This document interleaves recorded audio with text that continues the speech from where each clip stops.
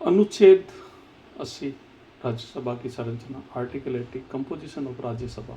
अनुच्छेद 80 Rajya Sabha council of states, जो संसद का उच्च सदन है, की संरचना का वर्णन करता है। खंड 1 के अनुसार राज्यसभा में अधिकतम 250 सदस्य हो सकते हैं। खंड 2 के अनुसार इन 250 सदस्यों में से 238 सदस्य राज्यों और केंद्र शासित प्रदेशों के प्रतिनिधि होंगे। 12 सदस्य राष्ट्रपति द्वारा नामित किए जाएंगे, जिनके पास साहित्य, विज्ञान, कला, समाज सेवा के क्षेत्र में विशेष ज्ञान और व्यावहारिक अनुभव हो। खंड 3 कहता है कि राज्यों के प्रतिनिधियों का चुनाव राज्यों के विधानसभाओं के निर्वाचित सदस्यों द्वारा अनुपातिक प्रतिनिधित्व प्रणाली के अंतर्गत एकल संक्रमणीय मत, सिंगल ट्रांसफरेबल वोट के द्वारा किया जाएगा। यह सुनिश्चित करता है कि राज्यों के हितों का उचित प्रतिनिधित्व हो।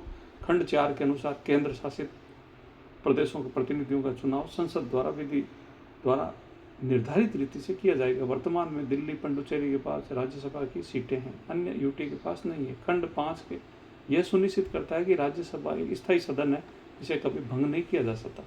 1/3 सदस्य प्रत्येक 2 वर्ष से सेवानिवृत्त होते हैं। पदावधि 6 वर्ष है। राज्यसभा को राज्यों की परिषद कहा जाता है, क्योंकि राज्यों के हितों का प्रतिनिधित्व करते हैं। यह संसद के निचले सदन लोकसभा पर एक नियंत्रक के रूप में कार्य करती है, जो उतावले कानूनों पर रोक सकती है।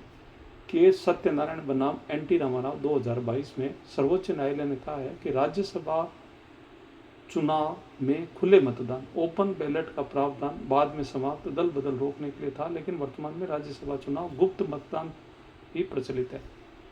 राज्यसभा में नामित सदस्यों को वोटिंग का अधिकार होता है, जबकि लोकसभा में नामित एंग्लो इंडियन सदस्य, जो अब समाप्त हो गए, के पास वोटिंग का अधिकार था।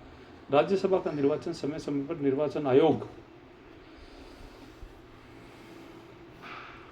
द्वारा करवाया जाता है। 2024 के राज्यसभा चुनाव में भारतीय जनता पार्टी ने बहुमत खो दिया है और कांग्रेस सहित इंडिया गठबंधन ने बहुमत प्राप्त किया, जो दर्शाता है कि राज्यसभा के राजनीतिक परिदृश्य लोकसभा से भिन्न हो सकता है।